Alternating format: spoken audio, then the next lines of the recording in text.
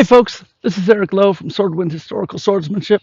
I am here with a quick gear recommendation for you. These are my favorite pole arms that are currently on the market.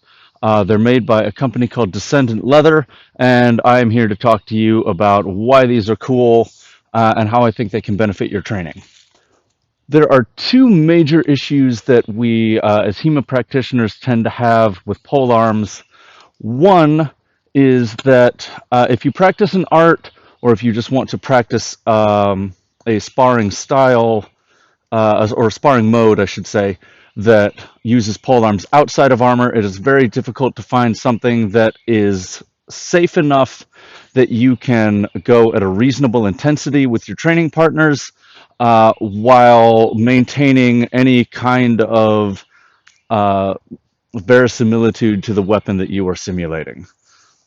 Descendant Leather's pole arms really hit that sweet spot in my opinion. I'll tell you why in a moment. The other thing that is difficult about pole arms is that they can come in such a huge variety of shapes and sizes historically, and it's difficult to find modern trainers that reflect that. This is what first attracted me to Descendant Leather's weapons, because they come in pretty much any variety you can make, including, or you can, pretty much any variety you can imagine, at very little cost for custom shapes, or things that are not currently in their catalog. And as a Bolognese practitioner, that was really important to me because we have really unusual pole arms that many people just don't make good sparring safe versions of. I have right here in my hand what is called a ranca in Bolognese. You might think of this as a glaive guisarme, or as a fauchard if you want to get all French about it. Here in Bologna, we call this a glaive. We call this a ranca. Here is a spiedo, which is basically a forked spear with bladed wings. This is not the sort of thing that is easy to find on the training market. Descendant Leather can make these. They can make all sorts of other things, including axes, bills, different kinds of spears, partisans, boar spears, you name it, they can make it. The material here is a really tough plastic, a foam rubber, shoe rubber kind of material, and these red oak hafts. All of this is actually really important to the way these polearms behave, particularly the wood choice, which is something that you don't necessarily see polearm makers pay a lot of attention to. It is difficult to find a polearm that hits at a reasonable level of intensity and still has a good distribution of weight. What Descendant Leather has done is essentially made polearms which are underweight by a certain amount, so that you can hit things with them without clobbering your partner, even if they are wearing unarmored fencing gear, fencing mask, jacket, and such.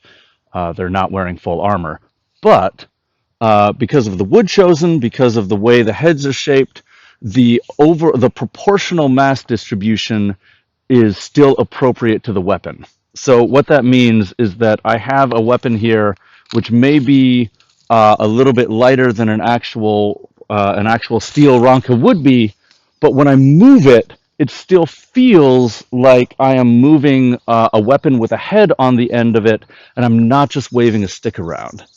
That proportional distribution of weight is really important. I know the guy that they consulted with to design these hafts, and the wood choice is really important. It's a level of detail that, like I said, you don't see very often, but it's really important to the way these things handle. These are my favorite polearm trainers in terms of feeling like an actual weapon instead of just a stick that happens to have some leather, happens to have a sort of soft foamy head on the end that you can hit people with. The other thing I really like about these weapons is that they will bend in the thrust, to the point that, in fact, if you take take a hard shot from one of these to the body, sometimes it can actually be a little difficult to tell that you've been hit, at least if you're amped up on sparring adrenaline. Um, but on the other hand, they are stiff enough in the plane of the blade that you can really push on something. These these wings here are not going to give way, and they will let me manipulate my opponent the way this head is supposed to do. I can push on something on the with the edge of the blade. I can parry things. You can use these against steel longswords, and the rubber holds up just fine. Uh, I'm speaking from experience there. They hit lightly enough that you can go at pretty full intensity, and I'm going to include some sparring clips at the end of this so you can see that.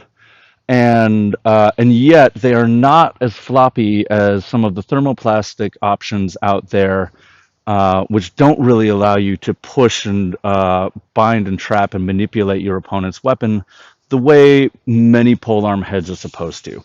Descendant Leather's polearms will let you do that. I can actually fork things, parry with the shape of my iron the way I should be able to.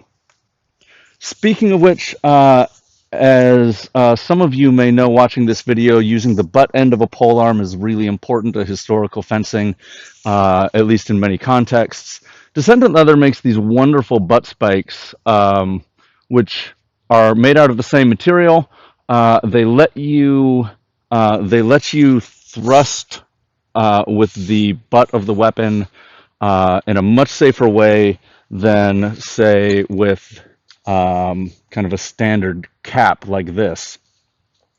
And yet, as I hope you can see here, they are stiff enough that you can stand these up when you are storing the weapon, and it's not going to collapse the butt spike, so you don't end up with something like this over time. I've stored this Ronka upright on the butt spike for weeks in my house, and the spike has held up just great. So that is that is. Oh, as far as hitting goes, I've taken a lot of shots from these in Danax form and hand axe form, as well as in poleaxe form and in longer form weapons like this Ronka here. This is, in my opinion, just the sweet spot that you want in an unarmored polearm simulator. You can hit very hard with these. I have in fact had a mask dented from somebody who really tried to knock my block off with one. And I have had dozens and dozens of exchanges over many bouts, being hit by these and coming out just fine. They are essentially about as dangerous as a steel longsword, which is to say that you can go fast, you can go intense with them. If you really swing for the fences, you can damage someone, so they do require a certain amount of control, but they are so much more forgiving than any other hitting polearm I have found, so that you can really test your art with these in a sparring context without having to put on actual armor. So that is what I wanted to say about these. I will drop a link to Descendant Leather's website in the description below. Highly recommend these to you if you are interested in polearms of unusual shapes. If you are interested in polearms that allow you to trap and bind and parry and manipulate your opponent's weapon. If you are interested in polearms that you can use with prudent safety, but at a high level of intensity outside of a harness context. These are the pole arms that I would go to. I hope that these are useful for your practice, and I will see you guys in the future with another video.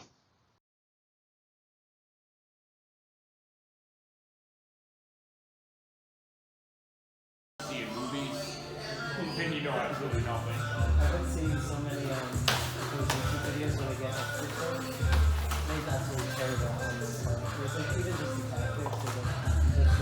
Man, he's the one that I watch a lot. He's out of United YouTube rabbit hole. Like, I was watching, like, believe it or not, I started following his videos. Yeah. Then it led me to Shaq. Obviously, shot it.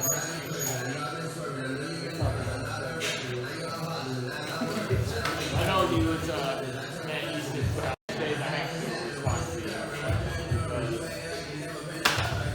He was right, but not right. He was. Right.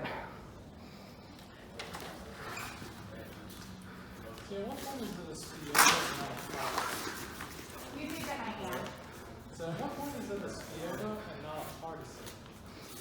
Because most people would call it a partisan. Mistaken.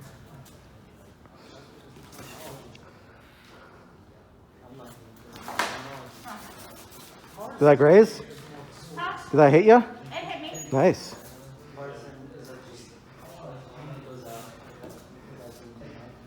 Well, yeah, I was just looking at like what's labeled partisans in terms of like the 17th century collection. Or self-owned collections, that's from the 17th century. It's usually looked at that. Ooh.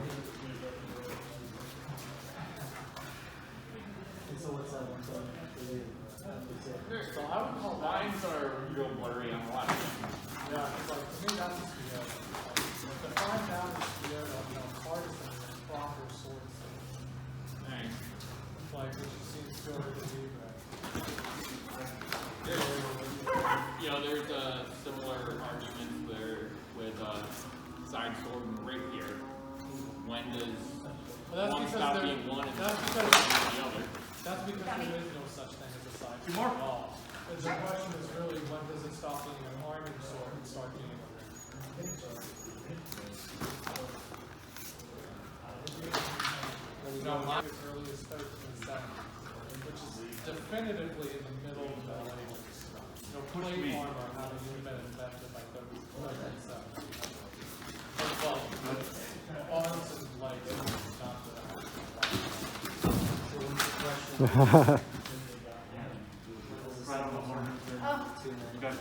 Nice. It's terminology, it's methodology. But if you just write down, let's say, goblin number 2, staff means and throw. If you say, okay, this guy probably got 2 rounds out before he jumps. I was gonna say, see, one of the things.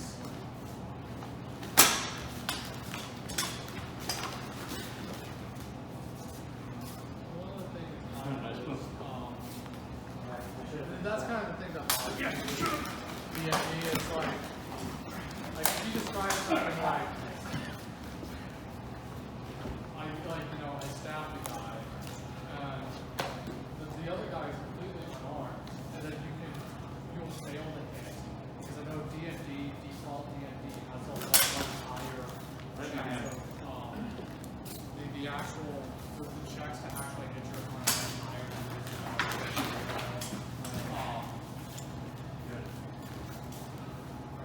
you miss a lot more often,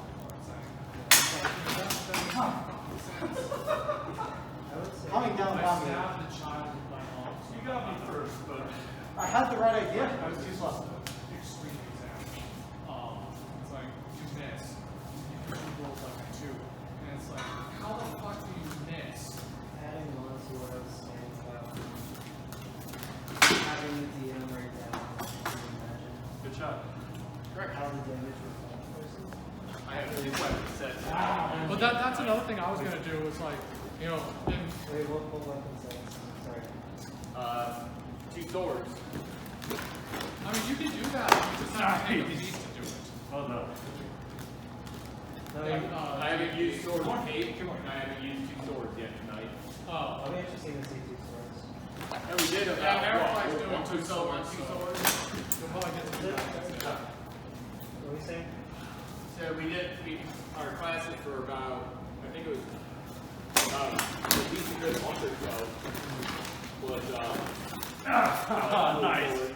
It was more than a month because I took like a solid 4 months off.